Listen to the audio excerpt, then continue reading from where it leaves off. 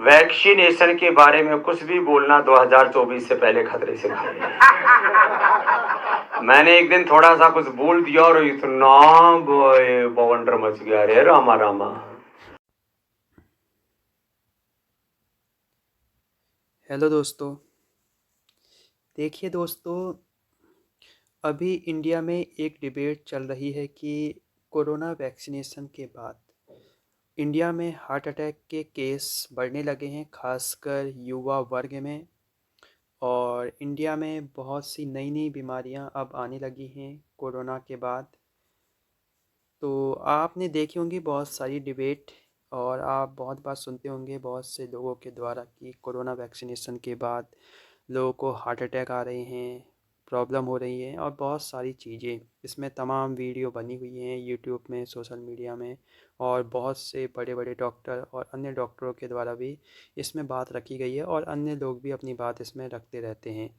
तो इसी बीच रामदेव जी ने भी एक बात यहाँ कही है। आइए पहले जान लेते हैं पूरी खबर को। देखिए, पतंजलि योगपीठ के 30 साल पूरे हो चुके हैं और इस मौके में गुरु स्वामी रामदेव जी ने कहा कि आज से 10 साल पहले वो बेहद अक्खड़ और अल्हड़ थे और कुछ भी बयान दे देते थे। तो 10 साल पहले अगर हम बात करें तो हम पहुंच जाएंगे 2011-12 में, जब रामदेव जी कहते थे कि काला धन आएगा, ये आएगा, वो आएगा। तो यहाँ जो भी ये बात करना चाह रहे हों, लेकिन इन्होंने कहा है कि आज से 10 साल पहले वह बेहद अक्खड़ और अल्हड़ थे और कुछ भी बयान दे देते थे।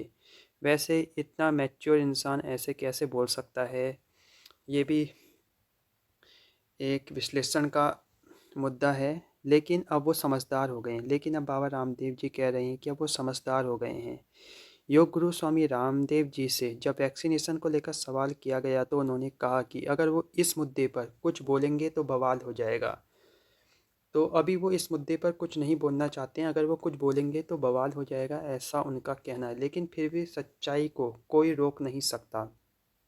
रामदेव ने कहा कि अगर वैक्सीनेशन और उससे जुड़ी तमाम प्रक्रियाओं का डॉक्यूमेंटेशन हो जाता है तो ये मौजूदा समय का सबसे बड़ा स्कैम साबित होगा। तो यहाँ जो कोरोना के समय वैक्सीनेशन हुआ है उसे स्कैम बताया जा रहा है बाबा रामदेव जी के द्वारा। अगर उससे जुड़ी तमाम प्रक्रियाओं का ऑडिट हो जाता है, डॉक्यूमेंटेशन हो जाता है, तो ये मौजूदा समय का सबसे बड़ा स्कैम साबित होगा। उन्होंने कहा कि वैक्सीनेशन के बाद देश में तेज़ी से युवाओं में हार्ट अटैक, चर्म रोग और अन्य बीमारियां फैल रही हैं। हालांकि आगे बात ना करते हुए उन्होंने कहा कि इस मुद्दे पर अब वो 2024 के बाद बात करेंगे। अब ना जाने उनकी इस समय कौन सी मजबूरी है कि वो इस मुद्दे पर अभी बात नहीं करना चाहते हैं और वो कह रहे हैं कि 2024 के बाद इस मुद्दे पर बात करेंगे। 2024 में लोकसभा का इलेक्शन है। शायद जब नई सरकार आएगी, जब स्थितियां बदलेंगी, तब वो बात करना चाह रहे होंगे। शायद तभी वो सहज हों इस संबंध में बात करने के संबंध में।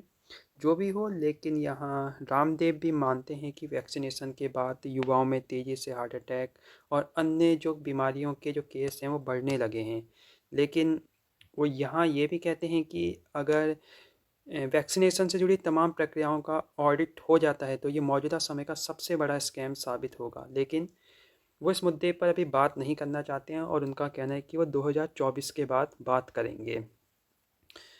तो हम सब इंतज़ार करते हैं 2024 के बाद के समय का। समय बदल रहा है। 2024 में लोकसभा के इलेक्शन भी हैं और बहुत लंबे समय के बाद किसी मुद्दे पर बाबा रामदेव जी ने खुलकर बोला है। बाकी बने रहें चैनल के साथ। आप क्या सोचते हैं इस संबंध में? चैनल को ज़रूर सब्सक्राइब करें और कमेंट करें। आपकी क्या राय है? आप क्या सोचते हैं इस संबंध में? क्या सच में वैक्सीनेशन के बाद युवाओं में हार्ट अटैक और अन्य बीमारियां तेज़ी से फैल रही हैं? बने रहें चैनल के साथ। नमस्कार।